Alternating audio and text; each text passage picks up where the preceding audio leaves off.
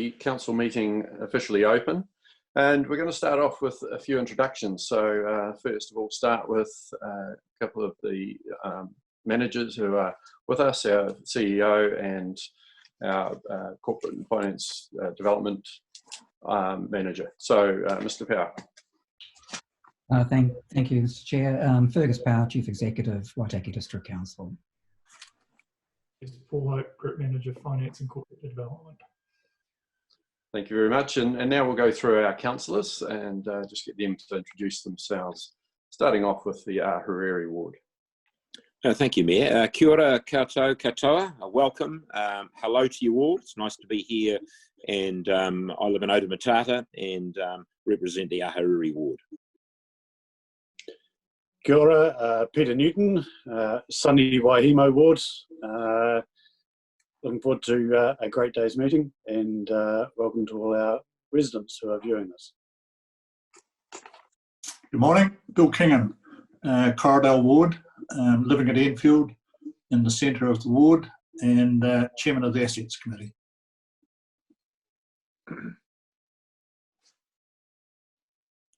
You're on mute there, Guy.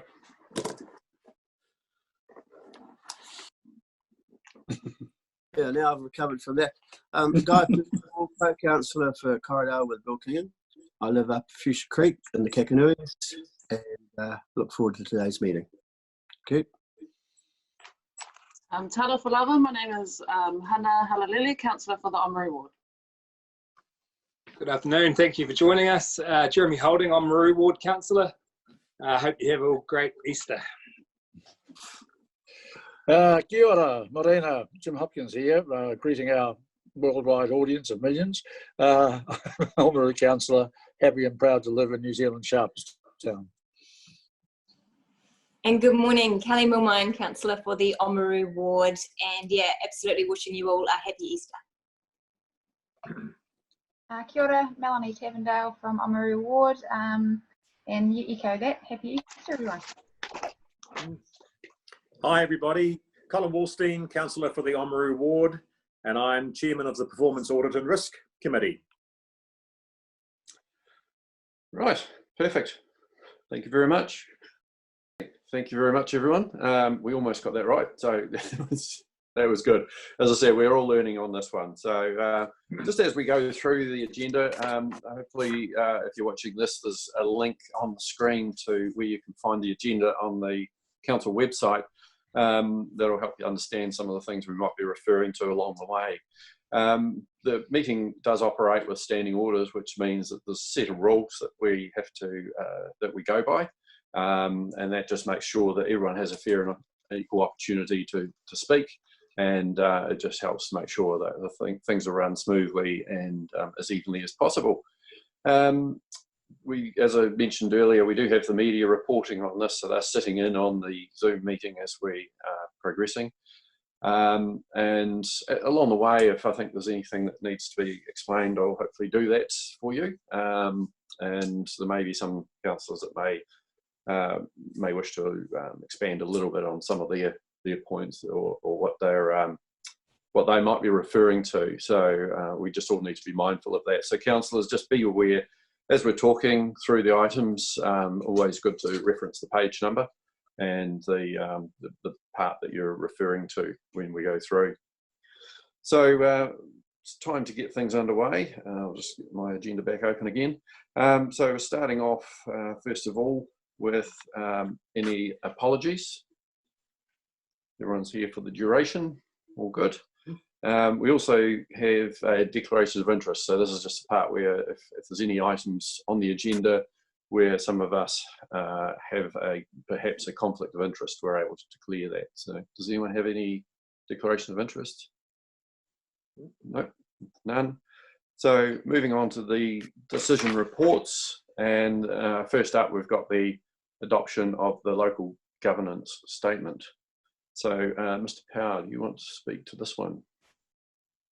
Just briefly, thank you. The local government statement is a mandatory document that councillors are required to produce at the commencement of each triennium, and there have been a few structural alterations in relation to councils, committees, etc., with the newly elected council. So it's an appropriate time to be reviewing this. The document can be reviewed at any point should council determine that it needs to during the course of the triennium also. So this is essentially achieving compliance with the statutory timeframe, getting it in place within the 6 months since the commencement of the new council. With that, I would pass over to our governance advisor, Ainslee Hooper, who has done a very sterling job of compiling the information contained within the governance statement. Thank you. Through you, Mr. Chair, thank you, Mr. Chief Executive. The draft in the agenda is the one that I worked on initially, and then I have sought amendments from other elected members and members of staff, and the tracked changes document for the amendments that have been put forward yesterday is now available to elected members in LG Hub just to work through so they can see where the amendments have got to at this point. So I will just say that to Councillor Hopkins that some of his amendments in the bylaw section were omitted initially yesterday by mistake because I was focusing on an officer's amendments in that section, but I've since gone back and done that. So I think I'd like to hand it back to Mr. Chair to go through and just update it if there are any further clauses that need doing so. Thank you. Okay, so what we'll do is just work our way through the pages. So if we go to page 10 on the agenda, just about the third page in, and we'll just work our way through. So if anyone's got any things, put your hand up, or maybe even if it just gives a wee quick holler on that one. So anything on page 10, 11, 12, Jim, Councillor Hopkins, mute. You're on mute, Councillor Hopkins. Ainslee has provided us with 3 copies of the governance statement. The original one with the changes, and showing the changes, and the third version is one that looks as though all the changes have been incorporated, but they're not up for consideration. If we're looking at version number 2, which is the one where all of everyone's amendments have been added to the document, I'm assuming, would that mean that what we're seeing in that middle version is what we're proposing to adopt today? Ainslee, do you want to clarify that, please? Thank you, Mr. Chair. Yes, if you wish to do that, you can do that. The issue was that the agenda had to go out before the amendments came in. So we had to put a draft into the agenda, which we did, and then we sought amendments. So the third document in your LG Hub folder, which has the tracked changes in it, is the working document, and the fourth PDF document is the one that's the clean copy with those tracked changes. So if you prefer to read it as a clean copy, you could work from that document. But I certainly have the tracked changes document up on a different screen here so that I can see if there's something that you're talking about that I've missed in that amended version that went up last night. Right. Yeah, it does get a wee bit complicated for us because we're working across multiple documents, which mostly say the same thing, but have some slight changes in them. So I have to admit I'm juggling between trying to figure out which ones are which, but because there's actually 4 when you count the one in the agenda as well. So I guess the important thing is that some of you made suggestions at the start. I don't know if you've had the time to go through and see if those have been incorporated in the way that you wanted them to be, or we're happy with explanations as to why they weren't necessarily incorporated. Is everyone okay on that? Mm-hmm. Okay. Yeah. Right. So with that, probably we can just deal with the whole document rather than go through page by page. I agree. So is there any other changes that people would like to see? Councillor Percival? Yeah, through the chair to Ainslee, on page 14 with the makeup of the Ahuriri Community Board, my copy here says it's still vacant, whereas Peter Ellis should be in there, and also the deputy chair has been appointed. Has that been corrected in the latest copy?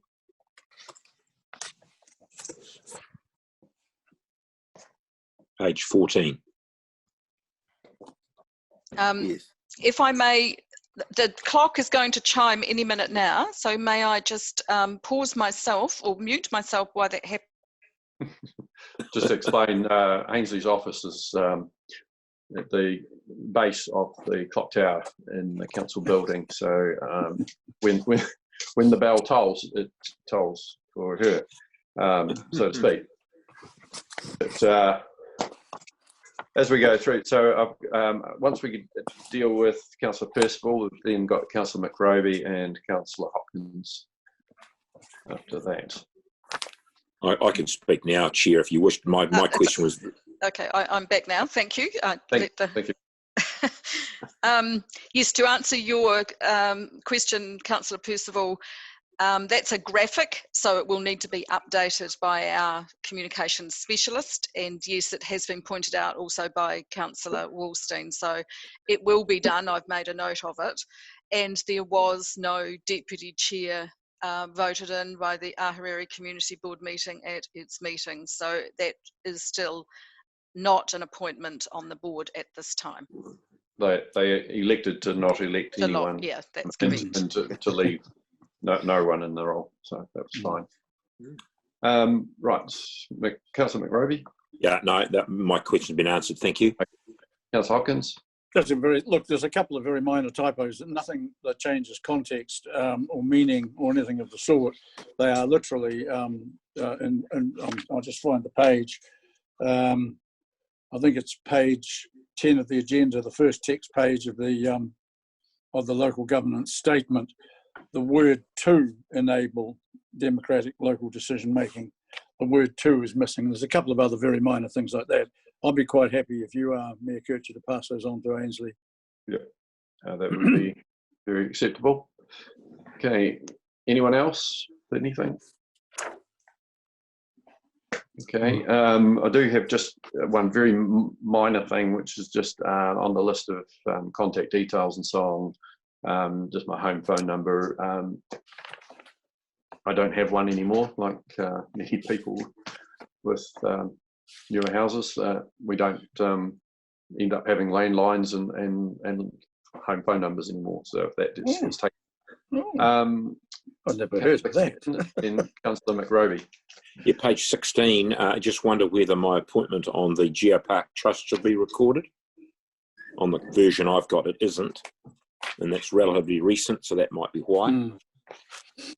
Yeah. Okay. Yep. Good as gold. Cool. Thank you. Councillor Kingham. Back to page 14. There have been a couple of extra. Councillor Tavendale is now on the Assets Committee, and I am now on the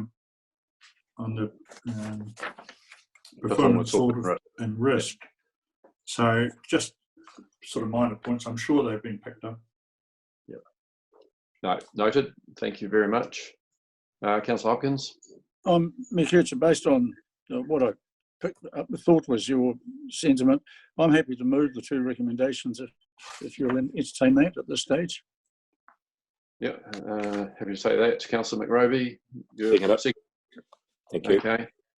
It's moved and seconded. Any further discussion? Okay, those in favour, please. Okay. Sorry.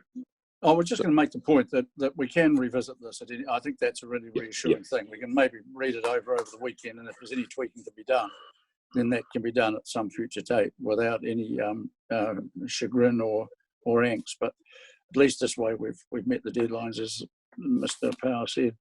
Yep.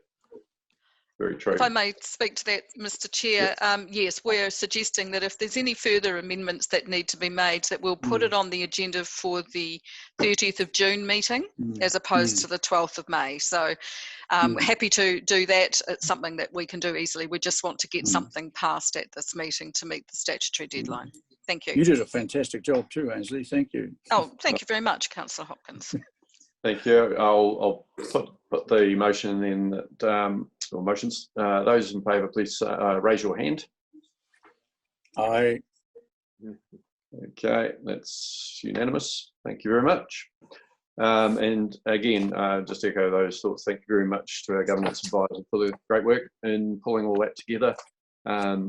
It's good to get that one ticked off. So well done. Thank you very much. Right, so moving on to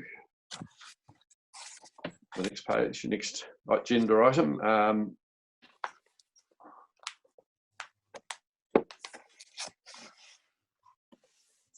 Right, page 30. The getting into the half-year reports. So, Mr. Hope, you've joined us. So, yeah, would you like to speak to these, please? Yeah, thank you, Mr. Chair. Usually the receiving the half-year reports is an opportunity for council to have a discussion with the boards and management of the 4 CCOs in relation to the statements of intent and their performance to date. However, as I outlined in the report, events have certainly overtaken both of these processes. And I think we really must probably view receiving these 8 documents as pretty much a compliance exercise. I think it would be more worthwhile to think about the process that council wants to undertake over the next couple of months to really help set the direction that they believe the 4 CCOs should pursue once we move out of the level 4 that are still dealing with the consequences of the COVID crisis. So that's sort of my advice, and I think yeah, really that discussion is going to be the most useful way we can spend the time. Okay. So we've got 8 documents. So one half-yearly report for each of our 4 CCOs, and then the statement of intent, which is in draft at the moment. So opportunity for us to comment on that as we go through. So any comments to start off with? Okay, we'll move on to the Tourism Waitaki half-year report. Councillor Wallstein. Yeah, thank you, Mayor Kircher. Just to go back a step and just to reinforce the point that the statements of intent belong to the company, and as is pointed out on page 31, the feedback from council is received, and the company incorporates the feedback as it sees fit in its statement of intent. So just to make the point clear that this belongs to the company. But then to carry on from there, I think with the 6 monthly financial statements for Tourism Waitaki, I have a number of matters that I'd like to clarify, but I do think this is not the point, not the time to do that. And I think I would just like to suggest that there are the matters that we want to perhaps obtain more information on would be better to be obtained in a workshop with Tourism Waitaki rather than during the process of a meeting like this today. So I think my feeling is today's meeting is more a meeting just to receive this information and for it to be delved into in some depth at a later date.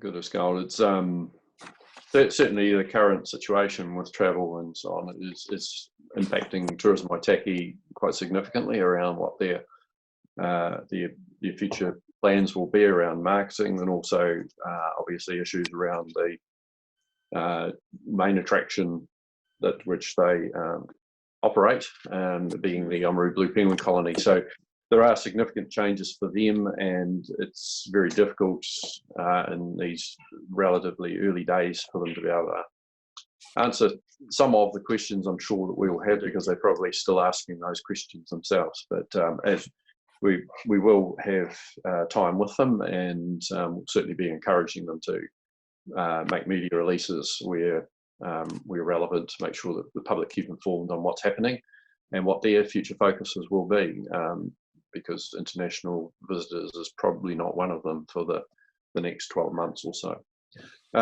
Councillor Tavendale.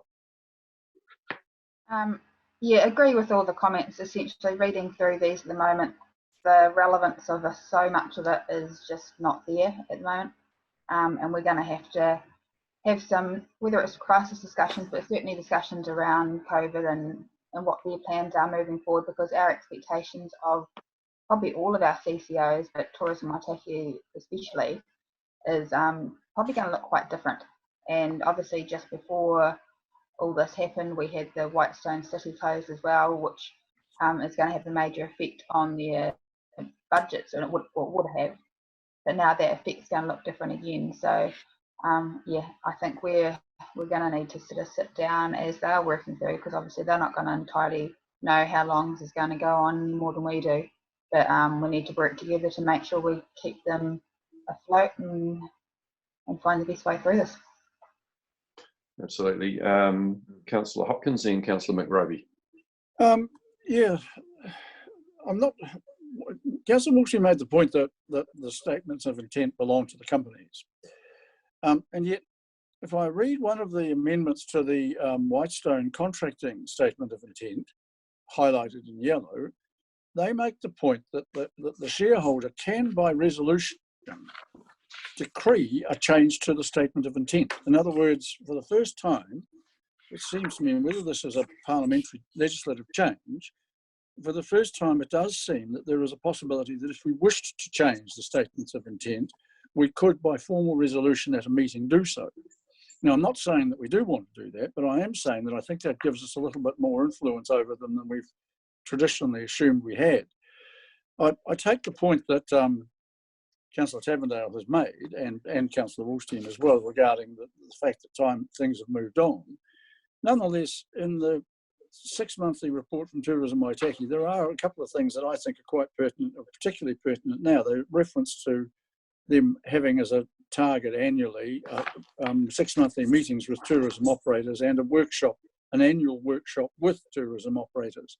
I was curious to know if either of those things had actually happened yet, and given what's happened since the 6-monthly report, in other words, the whole COVID lockdown, are they planning a workshop or some engagement with operators ASAP as soon as the lockdown is lifted? I mean, that to me is quite an important matter.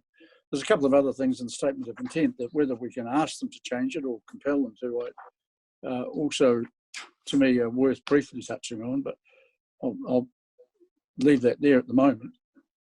Okay. Councillor McRoby. Yeah, look, I agree with Colin and to some extent with Jim. The statement of intent is their document, but remembering we have to approve it. And there are certain guidelines and timeframes that we have to approve it under. So if we don't like what we see, we don't have to approve it. So, but we've got to have a workshop, in my view, to talk about this with them in light of the changes to the country that we're in at the moment. So I think the statement of intent, while it's perhaps not a bad base document, things have really, really changed. And I think they may wish to revisit it themselves anyway. So I think if we have a meeting with them in the future, we just need to involve them and see when they're at, because I have some concerns about some of the information in the documents as well. So a workshop, I think, would be good. Yeah. Okay. Mr. Hope, do you want to add any comment at this stage? No, not particularly. I mean, usually we had representatives of the companies that could answer that question directly. Yes. Particularly the one from Councillor Hopkins, so we'll just have to pass that on to them and then circulate a response once we receive it from the company. Good as gold, thank you. Councillor Kingan. Yeah, I think there's going to be so many uncertainties over the next while. that we're going to have a closer relationship with all of them anyway. So that's going to be an ongoing thing for communication between you, the executive committee, and them, even us as a whole council with them. Yeah, so we, I think as I indicated before, maybe, we do have a meeting, shareholder meeting with the Tourism Waitaki later today. We will find out a lot more information as far as where they're at and where they think they should be going.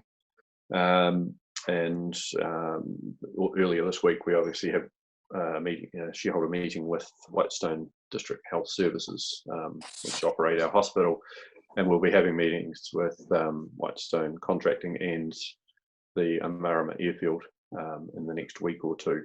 So we will get round to those. It is a changing world that we live in, and it's really important that we keep up with what's happening and make sure that we are aware and that we are supportive of our CCOs as they go forward in this currently new world.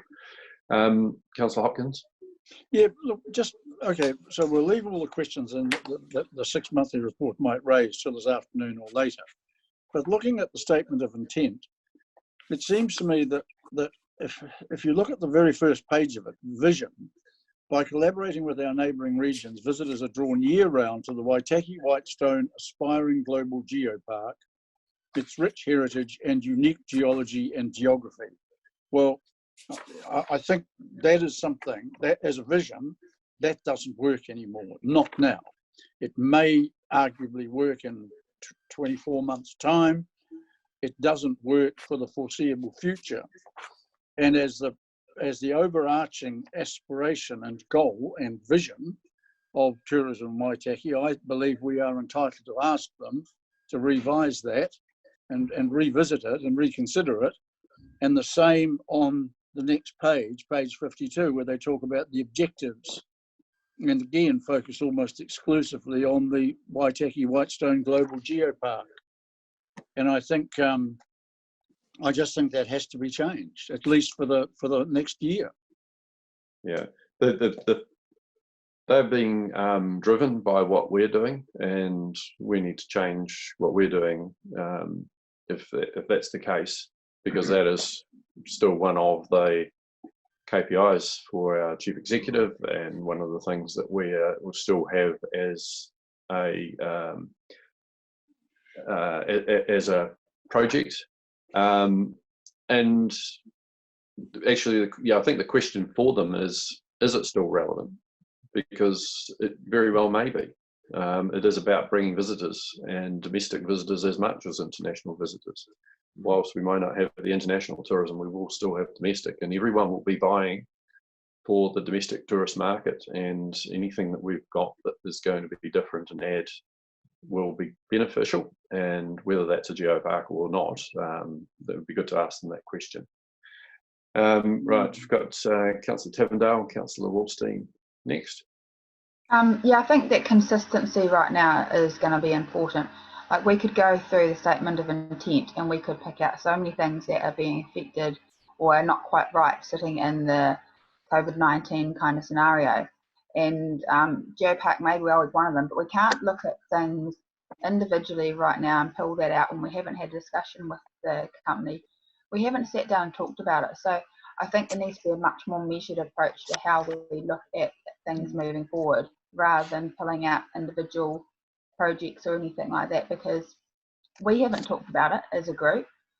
We haven't given them any direction.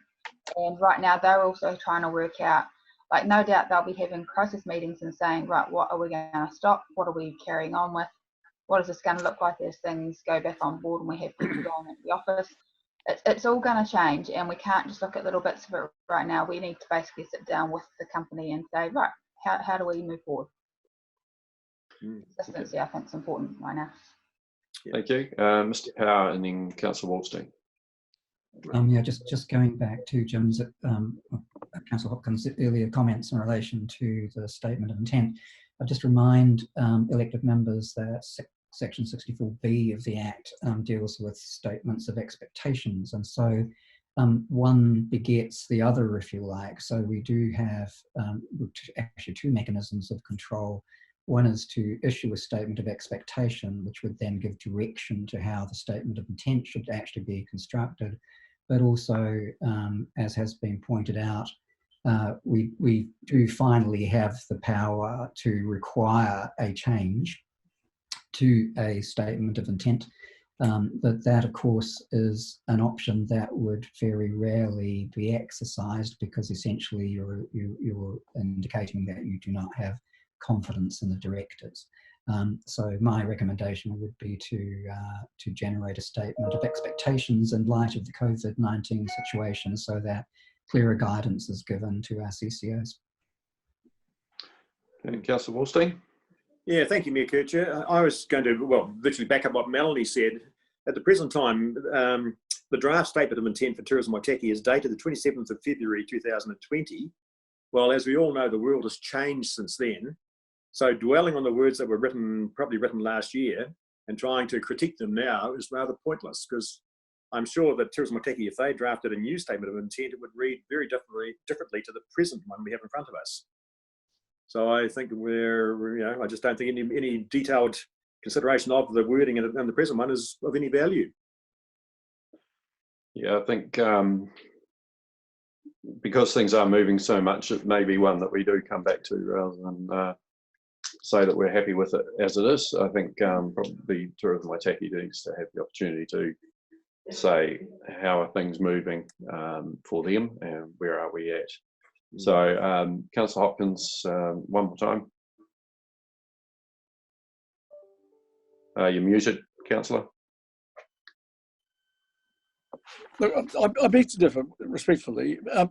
This was the thing they put before everything else. This is the alpha and omega, if you like. This is the beginning and prime purpose. This is their vision. And the question is whether the geopark should preoccupy that vision now, given that UNICEF aren't coming or won't come in the previously agreed time frame. So the notion of becoming a geopark is going to be delayed, however that ultimately pans out. So it's not a nitpicking of a minor detail of the statement of intent. This is the thing they put first. This is the thing they said came before everything else and was most important. And I'm just suggesting that, and I take Fergus's point about how we could feed into the statement of intent with a expression of our own, but it's not pettifogging and it's not nitpicking. It's looking at their ultimate strategic self-defined goal. That was all I was talking about.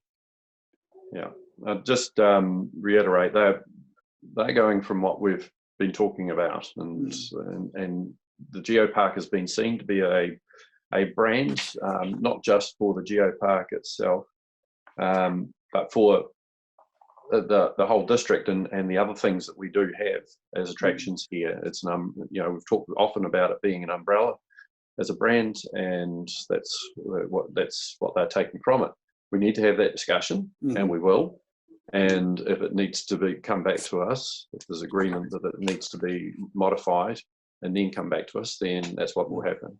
Sure. So we need to hear from them. They are the ones at the coalface with tourism, and we need to make sure that they have an opportunity to talk to us about it, and that we listen to them. Councillor Tavendale. Totally agree with your comments there, Mayor Kircher. At the end of the day, you're right, it's not nitpicking and it's not small, Councillor Hopkins, and that's the concern, that we could be potentially looking at a full change of focus for the whole company, or we may not be, but that's a big discussion to have that needs to be done right. And there does need to be, like Mr. Power mentioned about, some kind of COVID-19 document that shows what we're working to and how we deal with these things. And I think that's more appropriate than saying with the statement of intent right now, we're going to change the whole lot, because it may be that it's the biggest thing, but we shouldn't be changing it on the fly when we don't know what we're actually putting in there in response. Thank you. Councillor Newton. Yeah, I'm just wondering if we can formally receive the half-yearly reports and the statements of intents as at the date that they were written, with the proviso that a review of the statement of intent by the CCOs be provided with a view to economic status post COVID-19 in discussion with council during that period. Yeah, that's along the lines of what I'm thinking. Councillor Holding? Yeah, I was just going to say, in the lines of that, really, this is just, it's not the final step in the process. We've got till June for the review. So we'll have that time to communicate the flexibility with the shareholders, with the CCOs, and then the final SOA will be prior to June 20, sorry. Yeah, right, thank you. Okay, we'll move on to Waitaki District Health Services, the half-yearly report. Bearing in mind we've got 7 minutes till we have a lunch break, so we can feed ourselves, and more importantly, those with little dependents can feed them. So moving on to Waitaki District Health Services, the report for up to the 31st of December. Any comments or questions? Sorry, Gary, what was the page, please?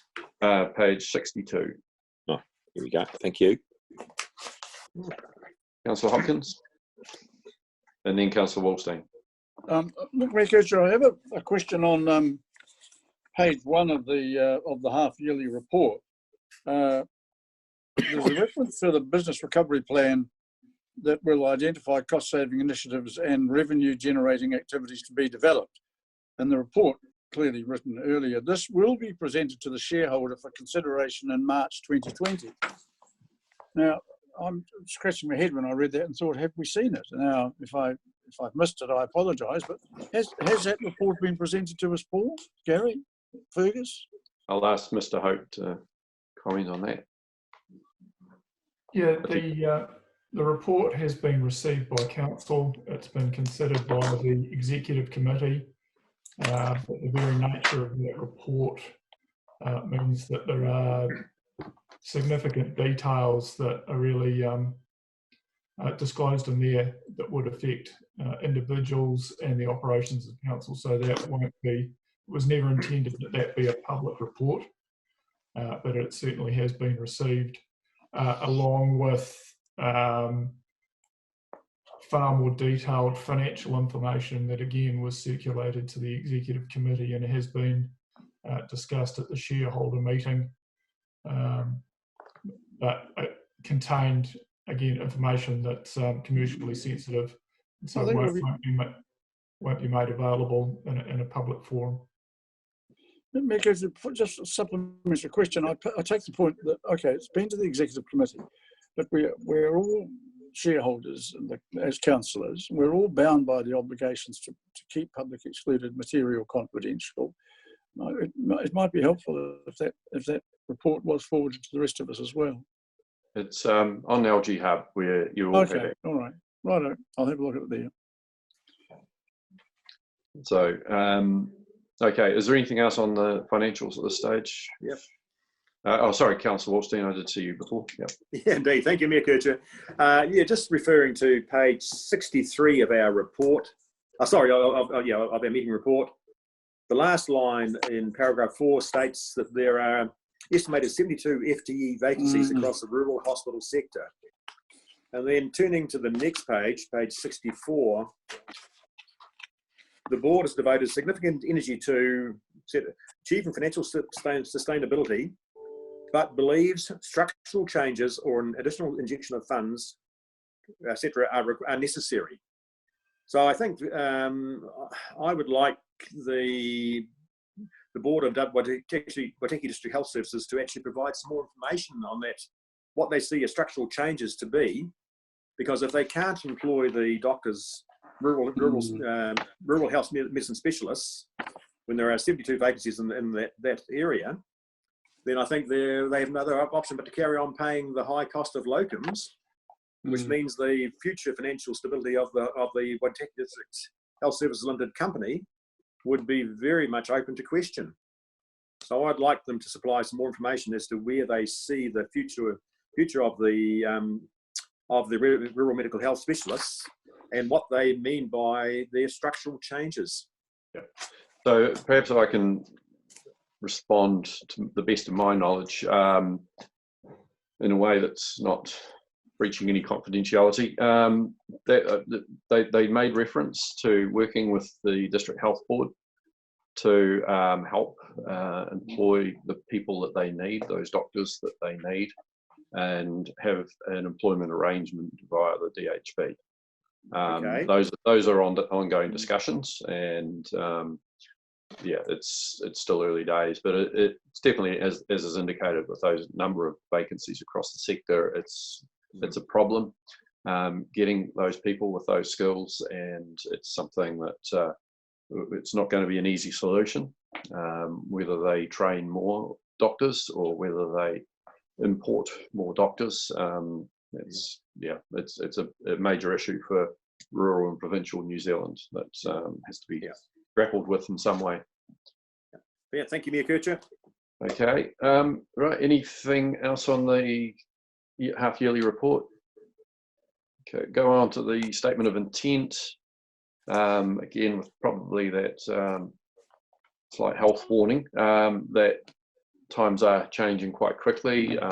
Certainly the situation with the hospital at the moment as they go through COVID-19 issues is it's putting different strains on the system than what they would normally have, and I think they're coping. They've got a good plan in place, and they'll keep working away on that. But they certainly, with something like a pandemic like COVID-19, they need to have their role and make sure they play their role in the health system in New Zealand. So moving on to that one, Councillor Hopkins. Look, just a very quick question. Nothing about the content, that's fine. There's a few very, very minor typos, punctuation as much as anything.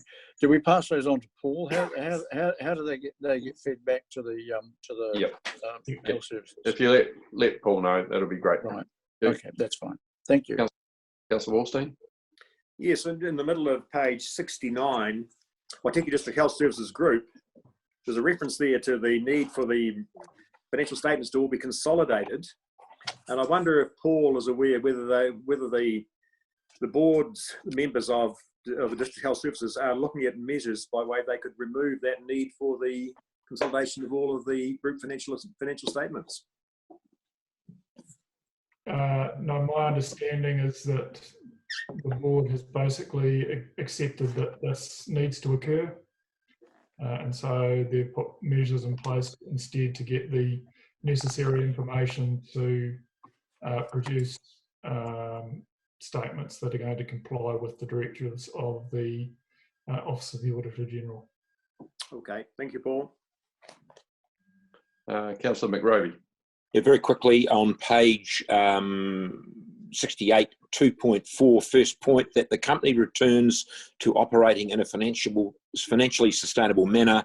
Maybe we need to put by a date in that, otherwise it'll just go on and on and on. Do we need to be, or do they need to be working to a date? Question mark. I think that's a question we will ask them. Yeah, a very difficult one. Yes. Okay, any other questions? Okay, all right, it's probably time to have that break now. So we'll adjourn the meeting and just ask everyone to just be promptly back here at 1 p.m. and we'll get things underway again. So thank you very much. Right, we'll reconvene the meeting. So welcome back, everyone. Right, we'll just move to page 73 and to the Whitestone Contracting 6-monthly report. So any questions on this one?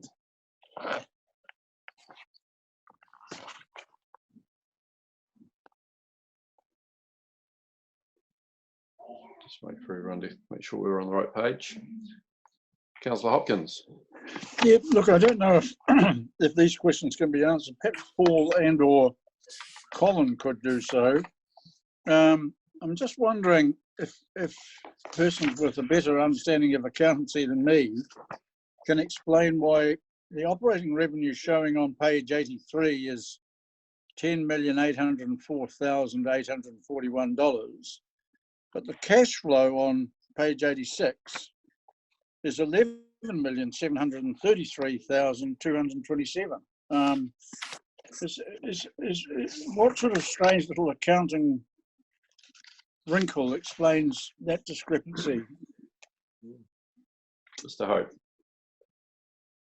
Yeah, so the cash flow is actually, the movement would be they have collected money from their debtors, so accounts receivable that were outstanding at the end of the 30 June 2019 year. So they've actually had usually it's a gain in the receivables area that explain that kind of thing. Look, just one other very quick question, if you'll allow it, Mayor Kircher. Also on page 95, there's sorry, I've got another question on page 83. Can either of you, Colin or Paul, tell me why the finance expense has shot up from 5,000 to 31,000? Yeah, I can, Jim. The basic result is that because Whitestone paid a large dividend to council, but Whitestone had also had programmed to replace some machinery. They, for the first time, they moved from a debt-free position to where they now have a debt of about $1 million owed to the bank. So the first time they borrowed external money. Okay, thanks, Colin. And one very other final quick question. On page 95, there's maintenance contract revenue 4 million plus, installation and construction contract revenue 4 million, non-contract work 1.9 million. Is that non-contract work? Is that private jobs for individuals? What is non-contract work for Whitestone?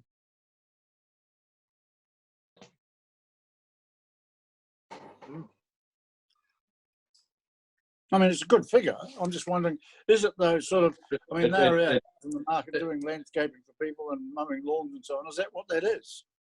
Driveways, various okay. works like that, private works.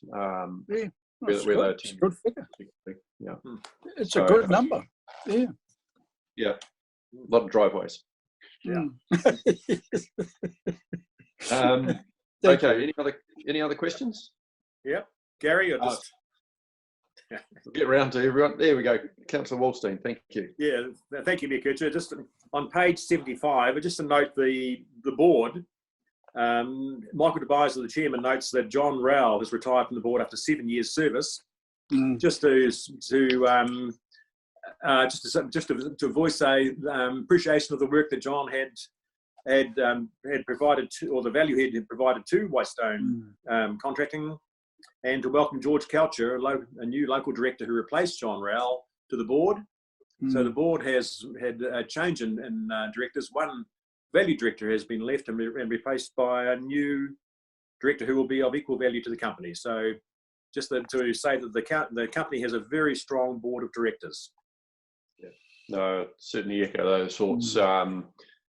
John Rowell has given many years of great service to the board, and seen them go from a time where they weren't making so much money, they were, I think the performance was down a bit, to a time where he's left when it's really been peaking, and they've been giving great service, and obviously been winning a significant amount of tenders.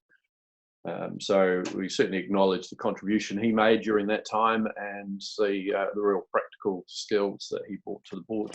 Good. Yeah. Indeed. Any other comments or questions? Okay. Move on to the statement of intent for Whitestone, page whatever that will be, 90 something. 103. 103. Okay, thank you, Councillor Wallstein. Right. So just an update. So currently, under the current lockdown, Whitestone's just got skeleton crew actually out working. A lot of staff are at home. I believe they have, or they applied and got the government subsidy, which is helping, and the board is, the company is looking after the employees as best as it can, paying them, I think, the 80 to 100% of normal salaries. So, they're certainly doing their best as far as that goes for looking after people.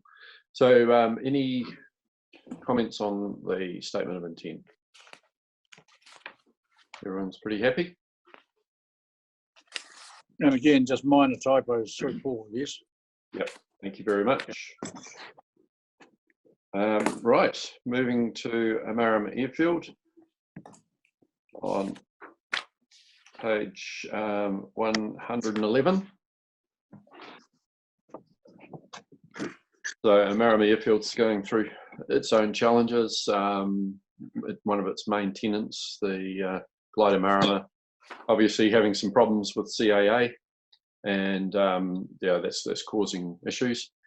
But hopefully they'll work their way through what they had announced that they were closing permanently, but are now working their way through, and we've certainly offered whatever assistance we can to potentially lobby CAA to take a pragmatic approach to this situation. Councillor Tavendale and then Councillor Waldstein. It's probably like everything at the moment, but yeah, it's such a changing beast, and to understand when we're only partial owners of this company, how those changes may be affecting the running of the airfield and things. So I guess I'm probably the same as everyone else, not totally clear where all that's at the moment, but that'll come, I'm sure, through discussions after all this and if things open or not. So yeah, we just need to keep talking with them, I think. Yeah, absolutely, and we'll be attempting to have that shareholder meeting next week or the week after. Councillor Wallstein, then Councillor Hopkins. Yes, just to refer to page 111, their financial performance of 6 months. Just to note the turnover percent, which is a percentage that the airfield receives from the tenants, including Glider, Marama, and the Pink Glider Cafe. The big rise from budget 2020, 24,300 to actual receipt of 30,023.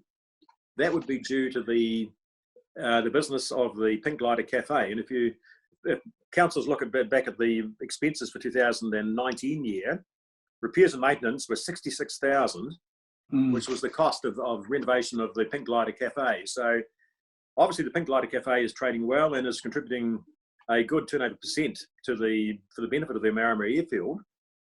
But that figure will of course diminish because Glider Marama has had some difficulties, as we're all aware, and B, the Pink Glider Cafe closes for the winter. So yes, looking ahead, it would be a totally different picture. But just to highlight the fact that so far the Pink Glider Cafe has been obviously a great success for the airfield. So, and having patronised it on a number of occasions, I can report it's a very nice place to stop for a cup of coffee or a scone. I think you should declare an interest, Councillor. Yes, an interest in good cuisine on the road, indeed. Yes, trying hard to resist this temptation to say that business is soaring, but anyway. Councillor Hopkins. Look, I've just got a question on, well, as much as anything, the layout of page 112. 2019, no cafe income for this. It's just, as you can see on that page, there's just those few lines that turned up. Paul, are you 45%? Councillor Hopkins, I believe they're notes. If you look at it with the other page, but before it, yes, they may have been notes which haven't translated well. Into fine, right, into okay, vertical. that's fine. Yeah. No, thank you. So they're sort of asterisks for the previous page, yes? Yes. Yeah, and if you match them up to the right one, you'll be doing well. Oh, God, that'll be my homework for this afternoon. Yes. Thank you. Sorry about that. sit in the corner and do that. Thank you very much. Mrs. Hooper. Ms. Hooper, sorry. Sorry, I couldn't explain that. Yes, it came as in the form of an Excel spreadsheet. So it was 2 pages on that, and that's just the way it came out when it was pulled across. No, that's fine. Yeah. Thank Sorry. you. Yeah. Thank you very much. Anyone else? Any other questions? Okay. Moving on to the statement of intent on page 113.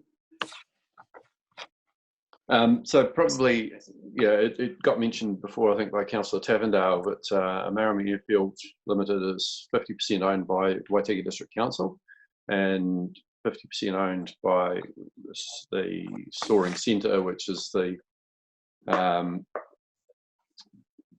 co-op of glider clubs across New Zealand, I believe. So they own 50%. They also have an impact on what the statement of intent has to say, and you know, this is not something where we're the sole shareholder in this case. So just bear with that in mind. Any comments on the statement of intent? Okay. No. Right. Short, sweet, succinct, positive. Yeah. Okay, so we'll go back to the recommendations. Recommendations. Happy to move recommendation 1, A through to H. Or are you taking them separately? So page 30, thanks. So basically we're receiving these. And I think perhaps we could, if you're happy with it, Councillor Holding as mover, that the council formally receives documents from its CCOs as set out below, noting that further discussions are to be held with some of them regarding the SOIs. Well, I think it's just the further discussions with the parties, because it's got to be all 3 of them, doesn't it, really? Well, that's recommendation 2, isn't it? Instructs the executive committee to actively engage with all CCCOs. Okay, no, yes. Yeah, it's just make sure that, yeah, I'd like everyone involved in those ones as well. Councillor Tavendale? I'm just happy to second the motion. Okay, thank you. Moved and seconded. Okay, any further discussion? Well, sorry, just the extra words are noting that further discussion with the parties will be needed, something like that. Is what are the extra words? Okay. Yeah, along those lines. Noting that further discussions are to be held with the CCOs on the statements of intent. Yes, good. Thank you. Thank you. Okay. No further discussion. All those in favour, please raise your hands. Right. And yeah, and yep, me too. Right, those against, it's carried. Again, unanimously. Thank you very much. I'll move to Kircher. Right, were you moving that, Councillor Holding? Oh, I thought Jeremy moved 1 through to H. Correct. Yes, yeah, yes, that is correct. He only moved recommendation 1. Good as gold. Councillor Hopkins moved the number 2, and seconded Councillor Kingan. Thank you very much. Pretty straightforward. So all in favour, please say aye. Well, right, sorry, raise your hands. Hands, yeah. Or your thumbs. Whatever, yeah. And those against, that's carried as well. Thank you very much. So that brings us to the end of the agenda. It's a relatively short one, a pretty simple one in many respects compared to our normal agendas, but some items which needed to be put through to meet legislative timeframes. So thank you very much to all the councillors, and a big thank you to staff who've been working on this. It's very much appreciated. And I think it's timely to just make the comment to Mr. Power. Thank you very much for all that you're doing for the organisation through the COVID-19 crisis. It's a very difficult time. I know you and a lot of the team are working a lot of hours, and it's very tiring, and I do hope that you will take some good time off over the Easter weekend. In fact, I think the councillors would like to instruct you to take some time off. We've received that instruction. But please, if you could pass on to the organisation our appreciation for all the work that they are doing. I know some people aren't able to do their normal jobs at the moment, but a good number are getting out and helping the community, whether it's helping to phone some of our older, more vulnerable citizens, or helping deliver groceries or prescriptions or whatever it may be. They're all things that contribute to our district and help make it the wonderful place it really is. So thank you very much to everyone on behalf of the councillors and myself for what's happening at the moment. And all going well, we will get through this in the next 2 weeks and come out of lockdown. We can certainly hope so. And to Ainslee Hooper, thank you very much for putting together the agenda in very trying conditions. I know it's quite a hefty lot of work trying to do it on computers from home and having to come into work as well to do it. So thank you very much for that. Councillors, thank you. We'll now declare the meeting closed, and thank you for your participation.